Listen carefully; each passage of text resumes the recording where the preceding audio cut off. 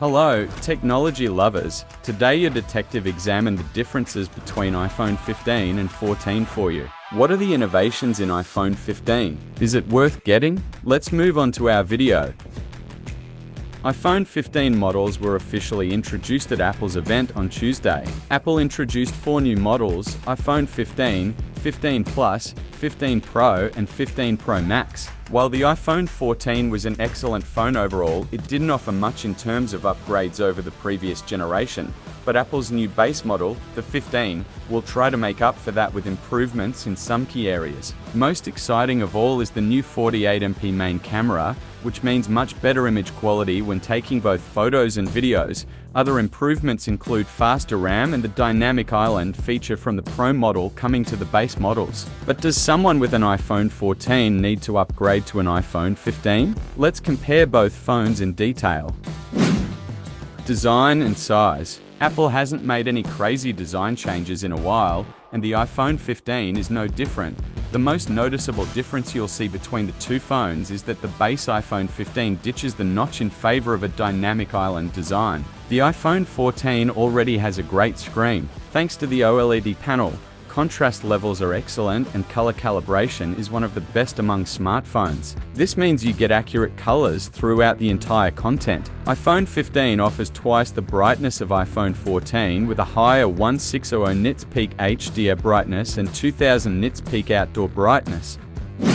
Performance and software. Last year, Apple equipped the iPhone 14 with the same chipset that the iPhone 13 series came with, and it was controversial. This time around, the company is doing it again, using the same A16 Bionic chipset as the iPhone 15, iPhone 14 Pro, and 14 Pro Max. The A16 chipset comes with slightly higher processing and GPU power and better power efficiency, with minor improvements across the board.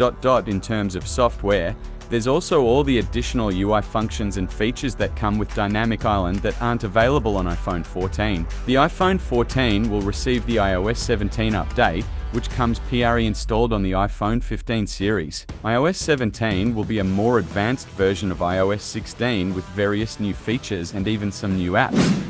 Camera. The iPhone 14 comes with a 12MP main camera that performs quite well, but the 15 adopts a brand new 48MP image sensor for its primary camera. Users can take photos using the full 48MP for maximum detail in their shots, but by default the camera uses the 24MP image, which balances higher detail and quality with a more practical file size. One thing that was sorely missing from Apple's entry-level flagship was a telephoto camera. With a much higher megapixel count, the 15 can focus on the main sensor and achieve a 2x zoom of similar quality to a true dedicated telephoto camera. The 14, on the other hand, zooms digitally, which often results in degraded quality. On 15, Apple has made colors more vibrant and details sharper when shooting in night mode. In addition, HDR mode will now produce more realistic colors and a more natural balance between light and dark areas in the image. Battery life and charging. There were some rumors ahead of the announcement that we would see larger battery sizes with the 15 series, but they turned out to be untrue. At least Apple didn't mention such an upgrade when announcing the new flagship lineup. While the battery life of the 15 is similar to that of the 14, there may be some differences in regular daily use. Also, unlike the 14 and all previous iPhones, the 15 comes with a USB-C charging port, but charging speeds remain the same as on the iPhone 14 20W fast charging.